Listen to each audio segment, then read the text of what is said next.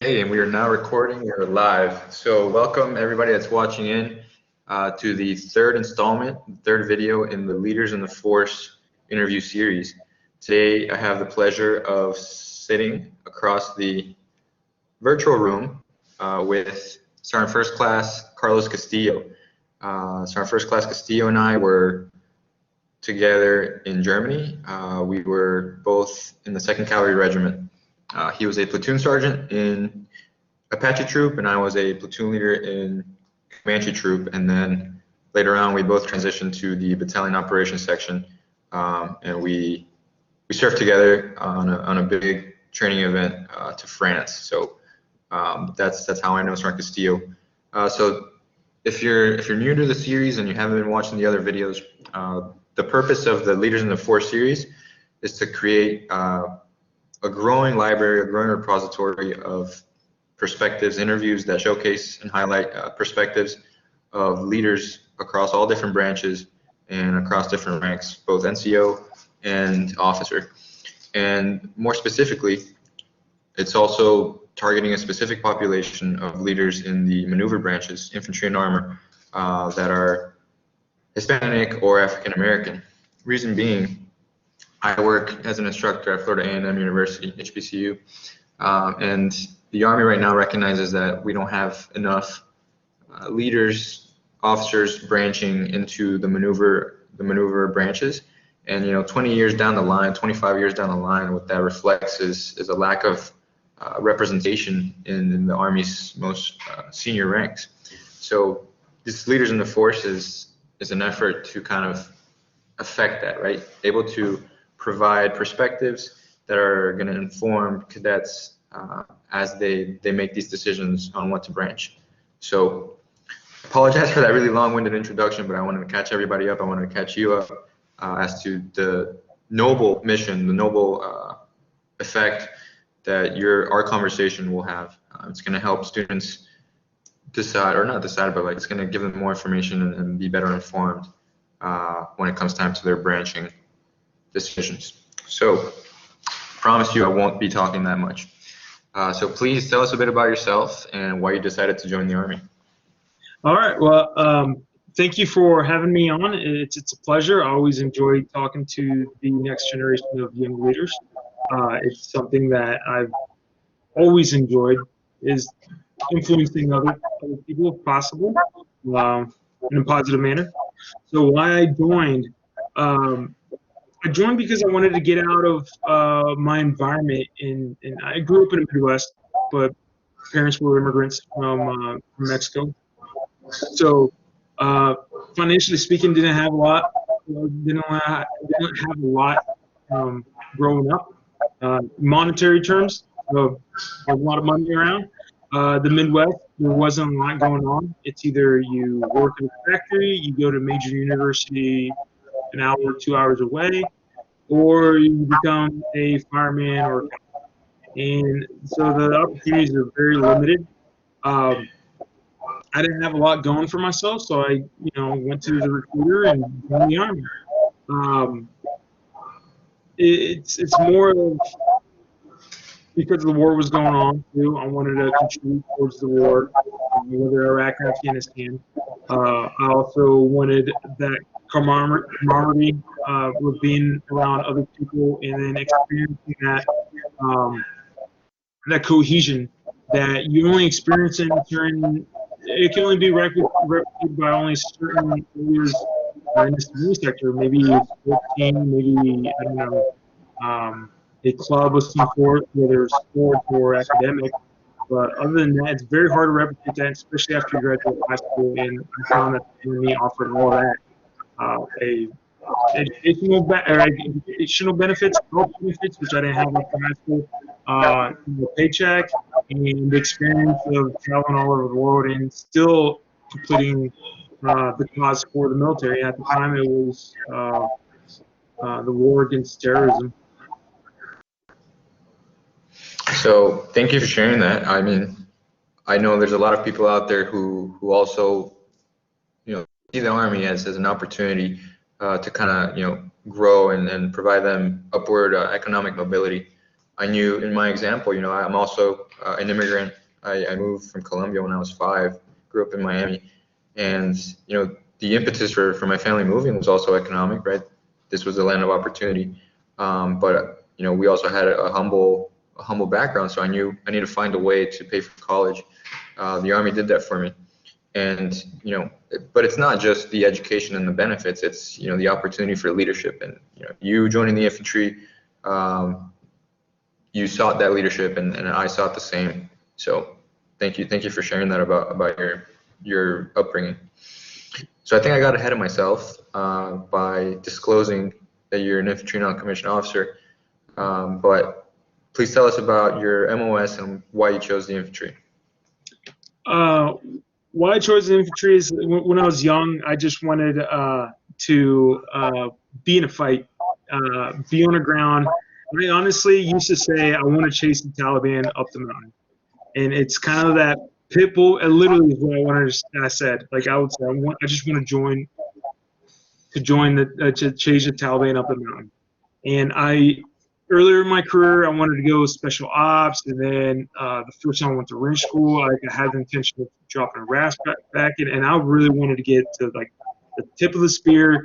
And so if there's a tip of the spear, we're talking about special operations, first direct, right? And I'm sure Lieutenant Velasquez could like elaborate that on that. The Ranger Regiment, and then you have the infantry, who is still on the tip of the spear, but not DDD tip, right? And that's why I wanted to join. That was my main motivator, is because I honestly thought that in order to keep the wolf at bay, especially after 9/11, we had to go abroad and defend our country, what is freedom, defend the civilian our own civilians, our own countrymen and women. And in order to do that, you have to go abroad and do what the country expects you to do. And in this case, that's what I wanted to do with the infantry. Okay, so you joined at a very critical point in our nation's history. We were wounded in a way, and then you felt like that joining the infantry was a mechanism by which you could provide the greatest service. The infantry were the doers that were chasing our enemies. So thank you for that. Obviously, like now, we've transitioned away from having a large presence in the Middle East, and kind of our name of the game now is readiness for a near fight. So even though it's a different theater that we're preparing for, it's still the same principles, and we just have to be prepared to respond to any contingency. So for you guys that are listening in, cadets, we don't know when the next call will come, but if you're thinking about infantry, the name of the game is to be always ready.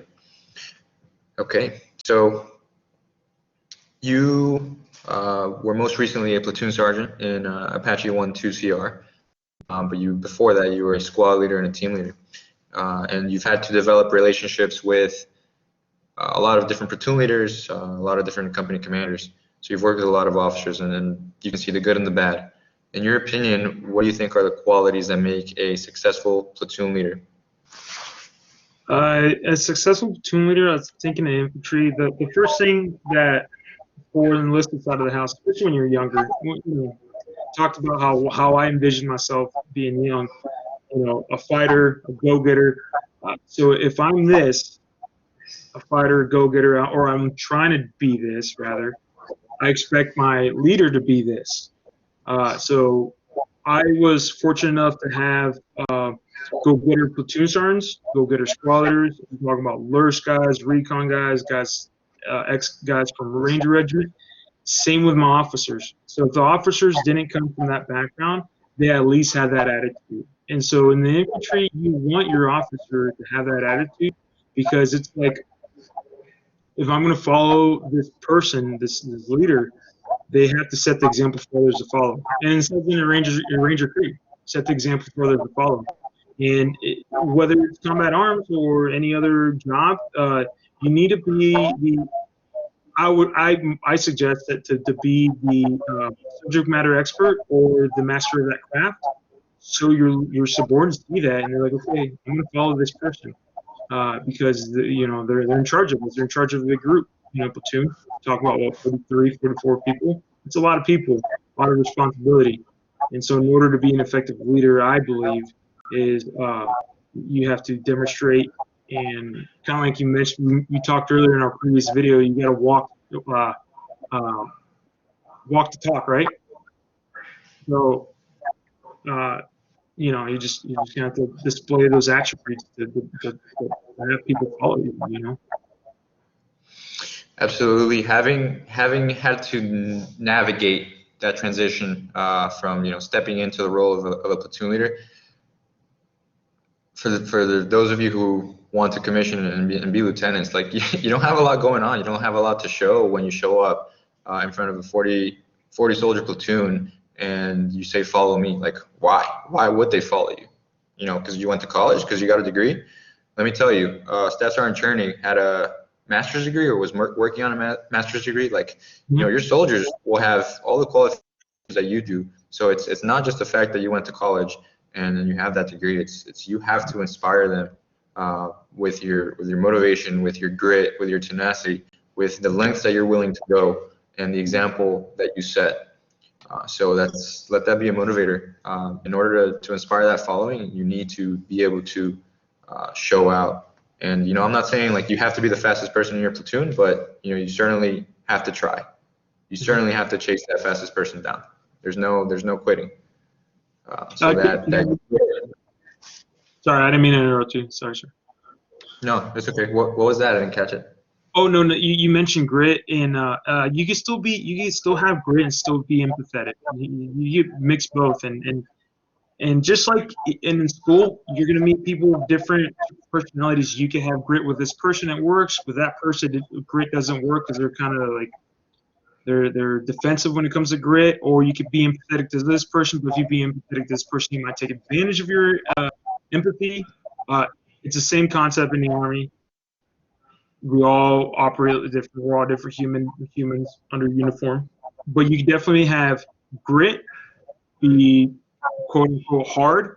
But you can still be empathetic, and then your soldiers and your NCOs will see that. They will read up on it. So. Yeah, like leadership is not unidimensional. Like you can't have only one trick. You can't be a one-trick pony. Everybody responds to pressure differently. And you have to be agile and adaptive and be able to read what really, how somebody responds, because you can't, the same approach won't work for different people. So yeah, I definitely agree. And my leadership style, honestly, and you've seen it, is kind of more soft-spoken. Like I kind of, show you, not tell you. So yeah, there's room for many different leadership styles and personalities. As a leader. Okay, so we kind of touched on the next question too, but more specifically, as a platoon sergeant, how would you recommend to develop a positive and successful relationship between that platoon leader and platoon sergeant? Because let's frame it for our cadets listening in. You're talking about stepping into a role as a second lieutenant gold bar. You might have been in the Army all of, 9 months. For some MOSs, or only a year for an infantry officer, and you're expecting to take charge of a platoon and have this platoon sergeant that's been in, anywhere from 12 to 17 years of experience. It's definitely a tricky, nuanced relationship at the beginning. So how would you recommend building a successful working relationship? The first thing I would recommend is definitely establish a common ground, and then, well, let's kind of rewind on that one. I would prefer to have a platoon leader pull me off to the side in private, and then really in front of anyone in the platoon. That's how I do business, because it gives the opportunity for the young lieutenant to tell me what the issues are, if there are issues, what their strengths are, how they see things, how the brain operates, right? And it allows me to tell him, hey, this is the state of our platoon. Our platoon we haven't been doing so well on the last couple of missions, right? We need help in this. We need help in that. Or I'd be like, sir, like this is a hard charging platoon. Like you have nothing to worry about, but at the same time, don't get complacent. This platoon is always going to excel, because just because they're excelling now doesn't mean they're going to excel the next quarter. So having that privacy between you and the platoon sergeant is definitely going to go. You're going to hash out a lot of goods and a lot of bads in private. Because the last thing you want is to have a tarnished reputation amongst each other, and then now like your platoon is going to pick up on that. Your platoon is going to be like, all right, my platoon leader, my platoon leader, they're not getting along, which should never be the case at all. Even if you don't like each other personally, professionally, you should have a mutual understanding on the success of the platoon. So both of you should care about the platoon, should care about the company, should care about the organization mutually. Even if you don't agree with each other at a personal level, it's fine. Put personality aside. Hey, sir. Hey, platoon sergeant. Hey, sergeant. Like we're both going to move forward in the right direction. We both do this. We both do that. Okay, roger that, sir. Like, and that's how I operate. And that's how I've operated with my other 3 platoon leaders. Is we, if we have any issues to raise, we'll wait until the platoon leaves and we'll close the door in the office and we'll talk it out. Because the last thing you want is a disconnect with the person that's in front of you in the same office before you do something major like a mission or a deployment or any of that stuff. You should be on the same sheet of music, So. That's very important. You should present a unified front. Yes. They shouldn't, I agree. They shouldn't see any sort of rift, any sort of fight. I mean, I agree. Any sort of disagreement, you need to work out. You work it between amongst yourselves, so that the platoon trusts that anything that comes from your mouth, I can vouch for, and anything that I say, the platoon sergeant is fully behind. So that's a great tip. And also in the beginning, the humility to understand that you're coming in with limited experience, but that platoon sergeant still wants the platoon to succeed and will help you cover up, or not cover up, but help you develop your shortcomings. So hardly is there ever a platoon sergeant that says, I want my LT to fail. Of course not. So it's about communicating and working as a team to build up your weaknesses and harness your strengths for the betterment of the platoon and for their success. Yeah. Okay, so given your interactions with officers from many different branches, working in 1-2 and any other battalion you've had to interact with the force support company or the battalion staff. So you've interacted with officers from different branches. In your professional experience, what sets an infantry officer apart from their peers? I think an infantry officer definitely speaks the same language as an infantry NCO. And so if I'm going to a staff officer, they might talk to me in a different. Most of the time, I have my presence, my just facial features. Usually, I just get a respectful response. But sometimes, what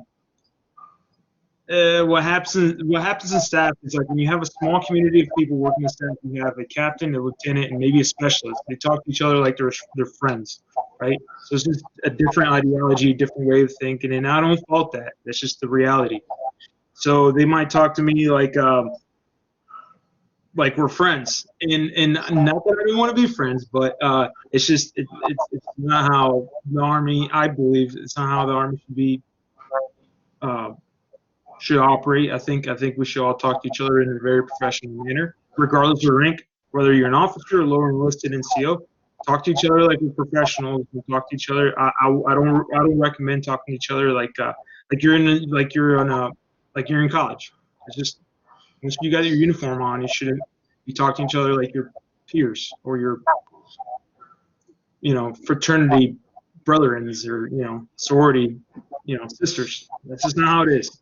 Right? Let's be professional. Let's talk to each other. So that's the main difference that I see in infantry officers versus other officers, and the level of discipline too. The level of discipline is it's a little bit different. It is, and for my case, I've worked with officers in the artillery and the air defense, and signal, and administratively. I mean, you talk like EFAS the financial officers, and they're all have their own little characteristics, in whatever branch. With the infantry officer, I've always had like it's a very direct, very more positive conversation and a very disciplined response, regardless of rank in infantry. So I could talk to a field grade commander or a second lieutenant officer, and 9 times out of 10 they all speak the same language. So I'm picking up what you're putting down, and to extrapolate it a little further, I like to diagnose this as, it's because what we do in the infantry is a matter of life and death. Like we get taught, the 5 principles of patrolling, and one of the most important ones, security, right? Like when we operate, we are under the assumption that it's a matter of life and death, right? So take cover, protect your formations. So because of that, the stakes, right? The stakes are high in our line of work, and because of that, there is marginal room for error, like little to no room for error, and we treat everything in a disciplined manner, and it shows. And I think that's kind of what you're getting at, like not to their fault, but like sometimes, yeah, I've seen that culture too. And I think I can attribute it to what I just mentioned. It's our upbringing, our training. It's a matter of life and death. So we treat everything with a certain level of discipline that you might not find in other realms, other domains. Okay.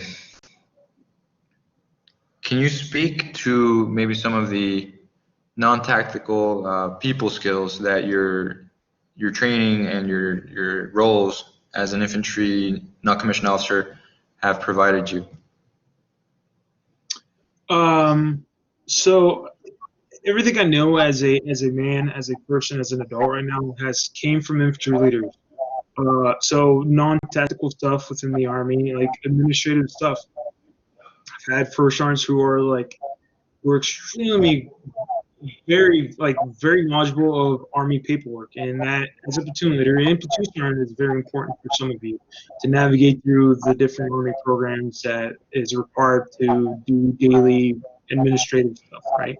Some of the first sergeants are out there they have a master's degree equivalent to do that. It's amazing, right? And then on the lower end, I remember a couple of my E6s and E5s really showed me the importance of education as a whole.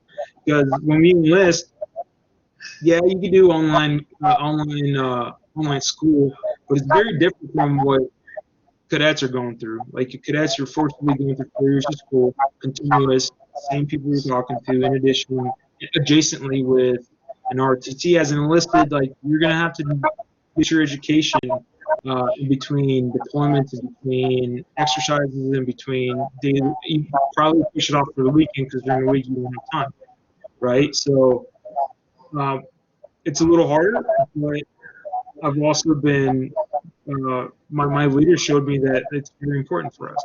Very important to advance your education, right? Medical stuff such as taking care of your body, limiting the intake of ibuprofen. All right, it's like patchwork.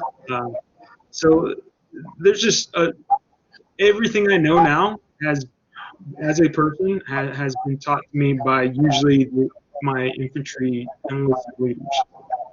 Changing the oil of my car, changing the brakes of my car, how to build cables.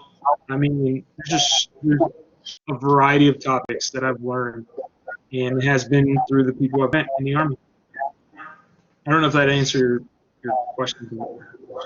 So I interpret that as, you joined young, and you've had mentors and leaders who have taught you how to, be a self-sustaining adult, right? You have experience in training and medical skills and just life skills in general. Yeah. One thing that I was kind of trying to steer you towards was where, in addition to training to answer our nation's call and closing with and destroying the enemy, it is a people business, much more so than, I guess, other support roles, because when we have to train in adverse conditions and in the toughest environments, walk the longest, it's not really always easy to say, yeah, sorry, I'll follow you 8 clicks through the mud. So you've had to practice how to inspire and motivate and lead teams through adverse conditions. So given that framing, what has being an infantry leader taught you in terms of managing teams and leading people? It's taught me that we use your example with walking through mud, 8 clicks. I mean, there's a time where we're in Romania, we had to carry 120 simulated sandbags, like 5 or 6. Yeah, remember that? Yeah. And that's a lot of weight. Those are like 100-pound plus rucks, plus your body armor, plus your weapon, plus all this. And guess what? Everybody carried it, including myself and the platoon leader. So that taught me that, just like we highlighted earlier, is that your guys will follow you if you're doing the work as well, especially if you're doing the work as well. And the second you don't, they're going to know. They're going to see. They probably won't say anything out of respect, but they'll see. And if you really want to improve that relationship, that people skills, do little sacrificial stuff that you think a leader will not do, and it's going to go a long way. They're going to be like, Sergeant Castillo, like, carried like 2 sandbags. Lieutenant Velasquez carried like 3 sandbags. Like, and I'm carrying 1. No, I got to give me 2 more. And some of those guys are like that. So if you breed that attitude, if you cultivate that culture within the platoon as a leader, like, yes, you can do it. It's going to be hard, and I'm going to do it with you. Like, I'm like 10 years older than you, young private, and I'm gonna do it with you. We're gonna do it. That private will give his, like, it might sound a little aggressive, but that private will give his life for you. When, if the time comes, like, I have my platoon leader, I have my platoon sergeant. I see them working hard. I'm gonna follow them through 8 clicks of mud. Heck yeah, they're doing it. I'm doing it. And I mean, I get fired up talking about this, but I don't want to like turn off the cadets that are listening to the infantry, and it's just walking through mud and just putting yourself through the suck for no reason. That's what we're trying to get at, guys. It's more like, in no other environment you get to test your leadership ability compared to the way it's tested in the combat arms branches, and specifically, the infantry, right? Like, it's easy for somebody to follow you and do what you ask them to do in an air-conditioned environment, when they're comfortable, when they've had 9 hours of sleep and their feet are dry. But it's a much bigger challenge, and it's a much bigger sell, and it provides more growth for you when you can get the same following and get the same motivation from a group of people that are hungry, tired, and their basic human instincts are telling them to stop. But your ability to organize and lead that group and motivate them and accomplish the mission is the type of leadership training that we are advertising in the infantry. Okay, so that's a good way to wrap that up. So if you're looking for a challenge and you're looking for leadership growth, this is your branch. But I have the opposite side of the coin. I have cadets who, when I ask them what they want to branch, they say AG, they say quartermaster, because I'm looking for something that transfers to the civilian sector. And honestly, that just hurts my heart, because I've done the job. I've been a platoon leader in the infantry, and I know how much I had to work those domains. And you've been a platoon sergeant, and as a platoon sergeant, you are advising the platoon leader and then taking the lead in the sustainment planning of the platoon and the personnel management of the platoon. So can you speak to your role as platoon sergeant and how you how the infantry team is involved in sustainment planning and logistics and personnel management, so that our cadets understand that infantry is not just walking through the mud. It's leading an organization, planning all these other different occupational tasks. You said involvement or evolving? Involved. Involved. So when it comes to the sustainment part, I mean, you're absolutely right. 100% out of a scale of 100%, 10% might be the actions on of the mission, and the rest of the 90 or 30% preparation, and the rest of the 60% is daily tasks. Right? So when it comes to sustainment, there's various of things like you as an officer, you as a platoon sergeant, depending on how your command runs it, but you're signed for if not thousands, millions of dollars worth of equipment. And in order to, so for example, us and a striker, each striker is like $4 million. That's just basic ICV. And then the dragoon tack on another $1 million, $2 or $1 million or $2 on upgrades. So as technology is evolving, that it's involving more attention to detail when it comes to taking care of millions of dollars worth of equipment. And so if I want my truck fixed, I'm going to go to the quartermaster rep, to the sustainment, to the maintenance officer in charge, or the warrant officer or NCO, to help them fix my equipment. Same with weapons. I go, the armor, and it kind of falls under the umbrella of the maintenance. Because the more you train, the more you deploy, the more you do X, Y, and Z in infantry with your weapons, the more those weapons need maintenance.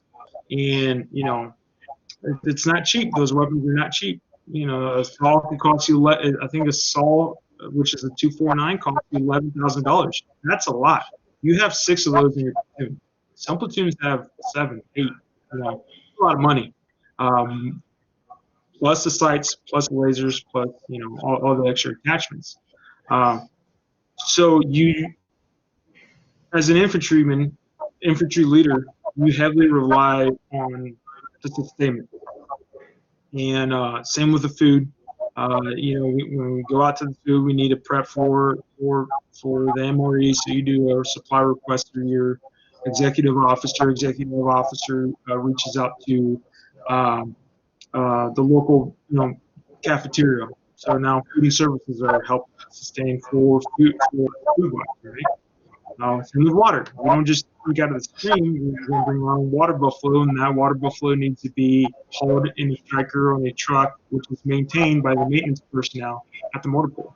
So you see how the relationships that you need to have to meet that logistics mission, I guess, logistics goal for your platoon. It's a daily, right? And networking, just like you do there at the university, you network with people to get things done. Same thing, you network with other branches. Yeah. So for the cadets that think that infantry is just walking through the mud and being uncomfortable, absolutely not. That is, like you said, I'd say even less than 10%. And the other 90% is you get reps at planning operations, making executive decisions for your team, planning sustainment for your missions that you're executing, dealing with personnel management for your 40-person platoon. So I kind of just want to dispel the myth that there's no occupational translations for the job that you do as an infantry platoon leader, as an infantry platoon sergeant. Like, you are managing a 40-person team and doing planning and managing all the other functions that support that team: personnel, logistics, communications. So whereas the signal, the maintainer officer are just developing like that one technical skill, we are developing 6, because the 6 different supporters support our operations. So hopefully that helps cadets understand a little bit more about what the infantry does. The fact that we have 8 different tentacles, pulling levers, planning, manipulating, having our hands in 8 different pieces of the pie. Okay, And then finally, what encouragement advice do you have a cadet who wants to branch infantry or thinking about it? Encouragement advice. So I would say if you kind of step into the mentality of an athlete, uh, that the athletes want to go, play collegiate football or the NFL. If you want to be part of the top notch, like you want to go to the NFL, you want to play like for a major university, get in that same mindset. What are some things that are going to help you out? Okay, I'm going to go to a summer camp. Summer camp might be Ranger School or pre-Ranger, right? I need a mentor. Okay, grab yourself a mentor that has already done that. Like, for example, Lieutenant Velasquez, right? And he has mentors. Grab yourself a mentor and talk to them like, hey, sir, ma'am, like, what do you think I should do? How do you think that's going to improve myself into my young development, mental progress as an officer, right? So if you get in that mentality that depending on where you want to go into the infantry, whether it's a top tier unit like 75th Ranger Regiment, or eventually you want to go into Special Forces, or you just want to be a ground pounding infantry officer, get in that mentality that if I want to go to NFL, I need other um, skills to help me get there, and who's going to help me get there, who's going to recommend me to get there. It's going to be that mentor. So grab yourself a mentor that's done that, and green pick them, because there's so many people that have experience, way more experience than I do out there, that would probably have a lot more insight into whatever goal you want to do. So don't be afraid to reach out. Network. I like that. And I think it's important to have a mentor who can, level with you, because, where I commissioned in West Point, it's like, it was the thing that was publicized, right? But it was also kind of like this big scary thing, big bad wolf. And there might be some cadets that think that it's too much for them, or they can't do it. And it's kind of like this, unattainable thing. But if you grab yourself a mentor and they can, speak candidly with you, they will tell you, it's not like, yes, you have to put in work. Yes, you have to be physically prepared. Go, like he said, Ranger School is highly encouraged, but it's not impossible. And if that mentor can provide more candid feedback and insight into what the day-to-day looks like, then that's going to help you make that decision. So, Sergeant Castillo, we're going to wrap it up here. It's been a pleasure, and I'm eternally grateful for the contribution that you've made to not just my cadets here at FAMU, but whoever watches this in the future. You are helping inform their decision when it comes time to them participating in the branching market, right? So again, thank you so much for your comments, and best of luck to you. Thank you so much, sir. Thank you for having me, and you as well. Okay, stop recording now.